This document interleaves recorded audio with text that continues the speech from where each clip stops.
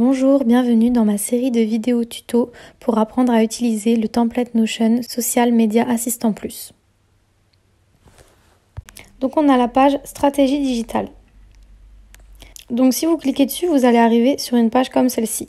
Cet encadré n'est pas à remplir pour l'instant, vous pourrez le remplir à la fin quand vous aurez vraiment conçu votre stratégie digitale.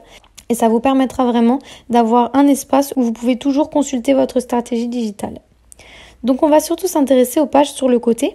Ici, vous avez concevoir sa stratégie digitale. Quand vous cliquez dessus, vous arrivez sur une page comme celle-ci où vous devez remplir avec le nom de la marque, les missions, etc. les objectifs de communication, votre audience, le contenu et les thématiques, les choix des réseaux sociaux, etc. Et une fois que vous avez vraiment rempli tout ça, vous aurez une vision plus claire aussi de ce que vous cherchez à faire sur vos réseaux sociaux. Et donc, à ce moment-là, vous pourrez remplir le résumé de la stratégie de communication qui se trouve juste ici. Et donc, c'est le contenu qu'on va retrouver sur la première page. Donc, vous pouvez le remplir ici au fur et à mesure dès que vous avancez dans votre stratégie digitale. Et ça s'affichera sur la première page. Donc, tout en dessous, vous avez également des prompts pour vous aider. Donc ici, vous avez un prompt pour vous aider à formuler votre stratégie de contenu, c'est-à-dire tout ce qui concerne les thématiques principales. Encore une fois, vous devez juste copier-coller ce prompt, remplir les questions qui vous sont demandées et l'envoyer à ChatGPT pour qu'il puisse vous donner une réponse pour vous aider à formuler votre stratégie de contenu. Et de la même manière, ici, vous avez un prompt que vous pouvez copier-coller ici et qui vous aide à formuler votre stratégie de contenu. Donc, ce qui se passe ici, l'équilibre entre contenu evergreen, donc c'est-à-dire du contenu intemporel qui concerne votre commerce en lui-même, les produits que vous proposez, les horaires d'ouverture, etc. Et du contenu tendance, c'est-à-dire c'est le contenu basé sur l'actualité, les modes du moment, des formats qui peuvent être virales, etc.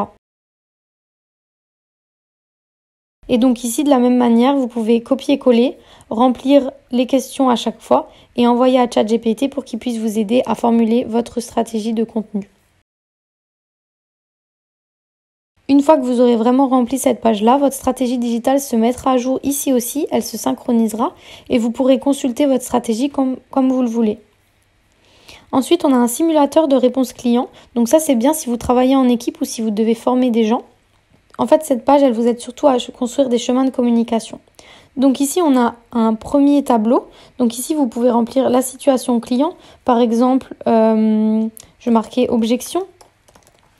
Ensuite, vous devez remplir l'objectif de la marque. L'objectif, ça sera de calmer, par exemple. Vous pouvez marquer comme vous le sentez, mais donc l'objectif, ça sera de calmer le client. Le ton recommandé, je vais dire doux, par exemple. Donc ici, ce sont les étapes du chemin de communication. Donc par exemple, vous marquez numéro 1, ce serait de répondre rapidement au client, numéro 2, etc. Donc vous écrivez vraiment votre étape du chemin. Et ensuite, ici, un appel à l'action finale. Par exemple, on va lui proposer moins 10% sur son prochain achat. Et ici, vous avez un prompt à copier-coller également dans ChatGPT. Et vous avez juste à insérer la situation client, l'objectif de la marque, le ton recommandé, etc. Et il va vous proposer une réponse sur mesure pour répondre à votre client de la meilleure manière. Donc ce tableau, il est à personnaliser. Vous pouvez créer vos propres chemins pour, par exemple, un intérêt, un client perdu, un message agressif, etc. Bien sûr, relisez toujours vos messages à haute voix, etc. Donc là, j'ai mis des petits conseils qui pourront vous aider. Ici, nous avons aussi un simulateur de réponse client. Donc par exemple, de la même manière, ici, vous avez le message du client, l'émotion que vous avez perçue au travers de ce message, l'objectif de la réponse. Si vous avez un prompt, si vous voulez écrire des prompts, etc. Si vous travaillez en équipe et que vous avez peur que votre équipier ne réponde pas bien au message privé, vous pouvez faire un prompt qui va se servir pour répondre. Un exemple de réponse et s'il y en a, des notes stratégiques par rapport à cette simulation de réponse. Bien sûr, là aussi, je vous ai préparé des prompts. Donc ici, vous avez un prompt pour créer des chemins de communication. Donc c'est pour créer ces chemins-là. Donc en fait, l'IA va donner les étapes du chemin, l'appel à l'action, etc.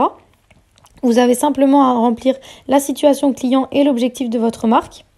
Vous avez également un prompt pour rédiger une réponse client selon vos choix. Donc là, c'est le prompt qu'on retrouve dans le tableau juste au-dessus. Et enfin, vous avez un prompt pour simuler des réponses clients. Donc c'est un prompt qui vous aidera à remplir ce tableau. Et de la même manière que les autres, vous copiez-collez ici et vous remplissez en fonction de vos réponses.